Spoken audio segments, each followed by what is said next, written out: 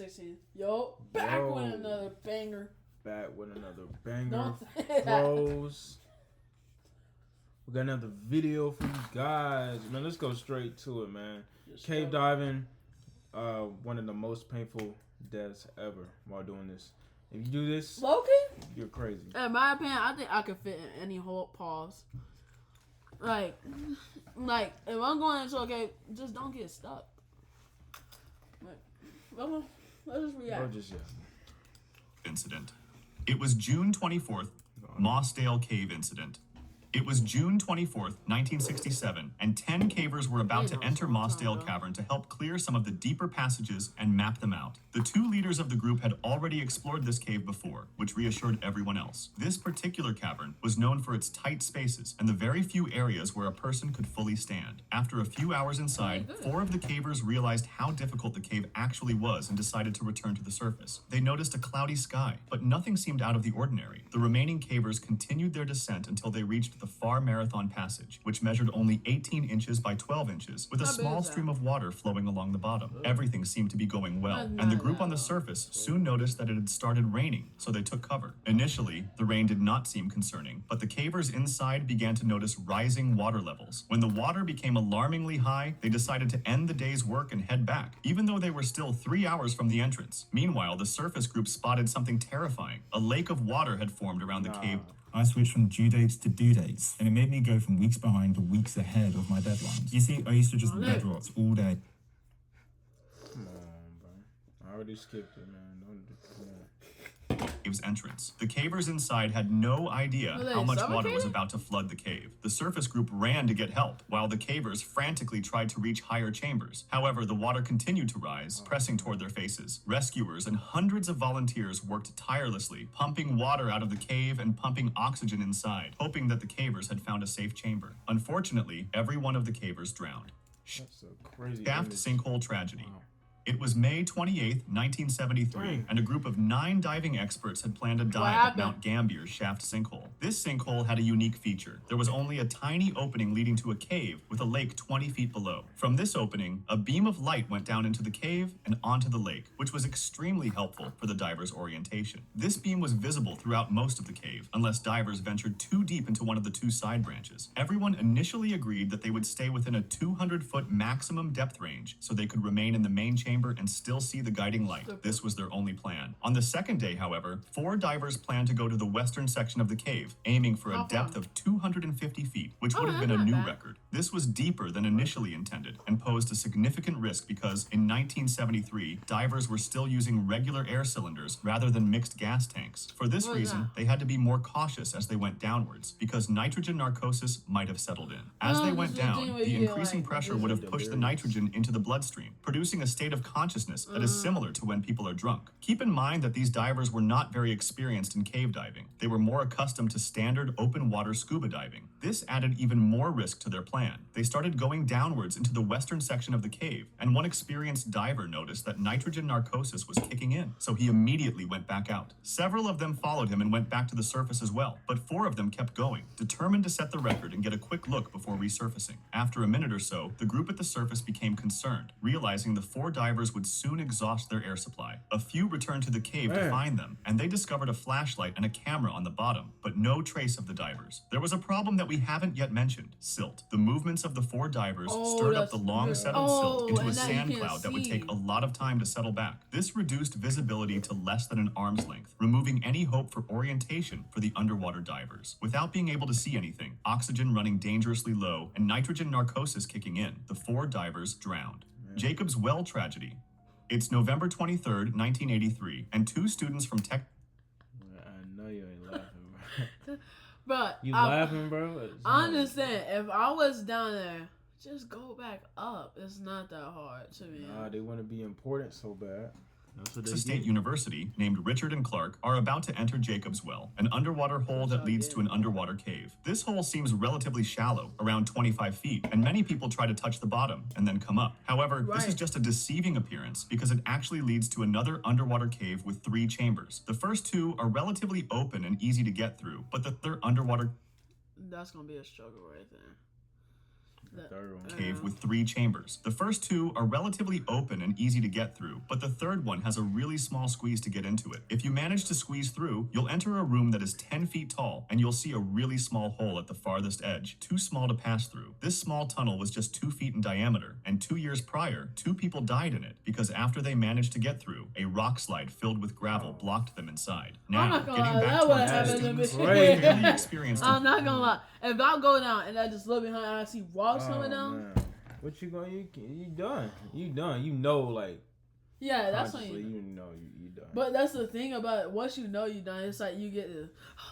But you still gonna try to get out regardless. I'm just not gonna sit there. Especially in bro, you know how hard driving probably is. Just sit there and take it. And you in a closed area, it's a wrap. It's claustrophobic and you drowning. No, sir.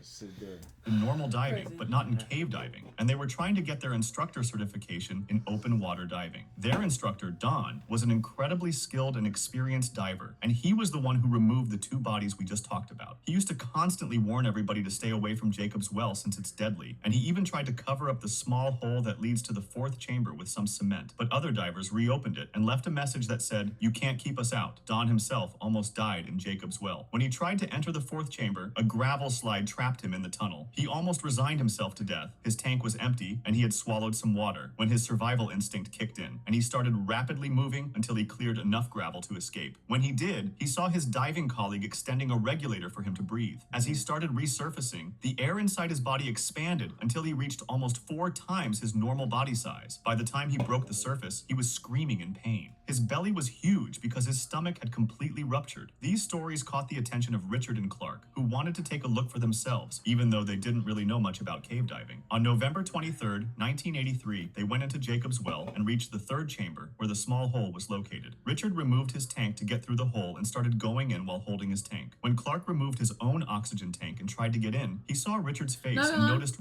I'll probably say the stupidest thing is going first. It's like, you going first, you're like, I'm trying to turn out. And the dude, since it's really small, I'm like, bro, move. Like, Richard didn't have the tank with him anymore and was suffocating. Clark quickly reached for the regulator and gave it to him, letting him the tank. How do you lose your life source? Playing, bro. Like, I've never understood that. How do you lose? It's already tight in there. Like, how do you drop it? Oh, man. It just floated away from me. Are you grabbing it and you're swimming? Okay, let me go Clark back. removed his own oxygen tank and tried to get in. He saw Richard's face. So you removed it, you have it, and then you go in there and you lose it. Okay. And noticed Richard didn't have the tank with him anymore and was suffocating. Clark quickly reached for the regulator and gave it to him, letting him breathe again. They started passing the regulator back and forth as they made their way out, and somehow they managed to get through the tight squeeze of the 3rd chamber. They then began making their way toward the exit until a terrifying sound caught their attention, a clank from their... They then began... Man, my heart would have dropped. Bro, where am I, bro? I'll be mad.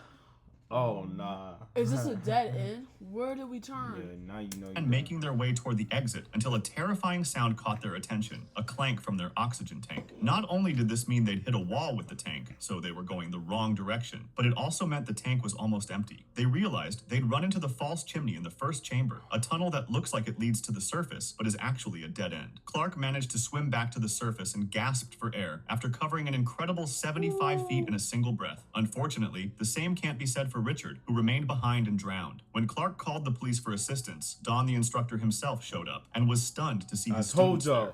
Gollum's Cave. It's August 18th. So did he survive? No, that man dead. He got suffocated. Man dead. Oh, he dead. 2005, and a group of 5 friends decided to venture into the Gollum Cave, also called the Cave of Death because of how dangerous it was. They reached the entrance at 3 a.m., and one of the friends decided to wait for the others outside. They encountered I'll be sitting there. I'm like, all right, bro. No, for me, I to a point, I would go in. But like once things like where I got crawling, I'm talking about like once I go like this, bro, y'all got it, bro. Hey, I'm good. Take a picture. Problem. Bro, yeah, They're saying, no, bro, you gotta come. There's diamonds everywhere. Hey, man, I believe it. Just take a picture. Give me some. All right. trying to get in, as they had to crawl through a small pool of water. After that, there was a fork going left and right, and they chose left, which led them to another small pool of water. This is... Do they have air tanks? They gotta have. Ooh, maybe not. We'll see. Seemingly innocent pool, however, actually led to another section of the cave through an underwater tunnel. The tunnel itself was really small. Just 3 feet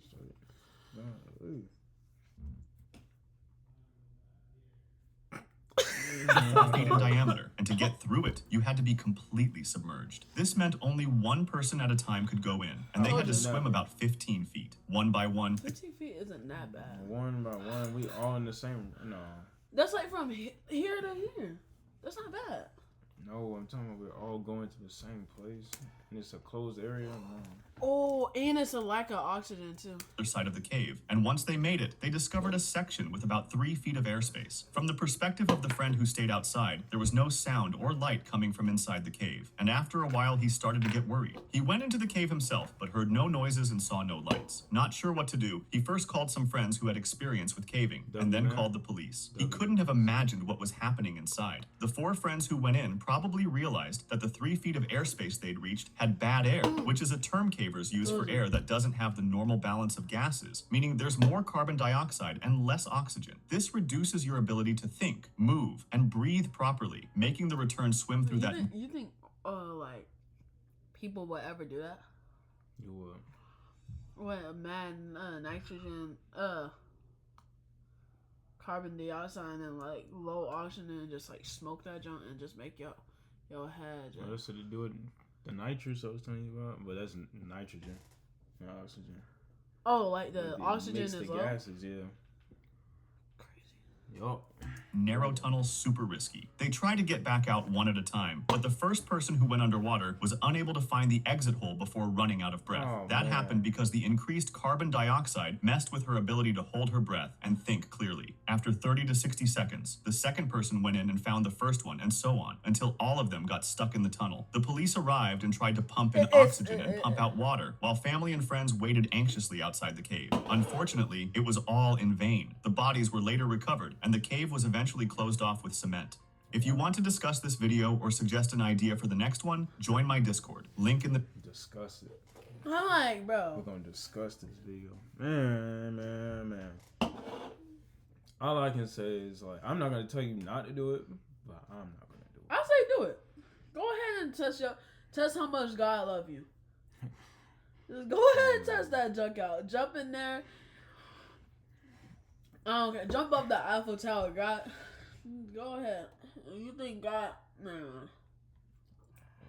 Do you, man? I'm not doing it. Don't ask for me to join you. That's all I'm gonna say. Yo, this is crazy. This is crazy. I could never even like imagine doing something like this. But hey, y'all do y'all. And we don't do this shit. Yeah, don't do Please. this. Don't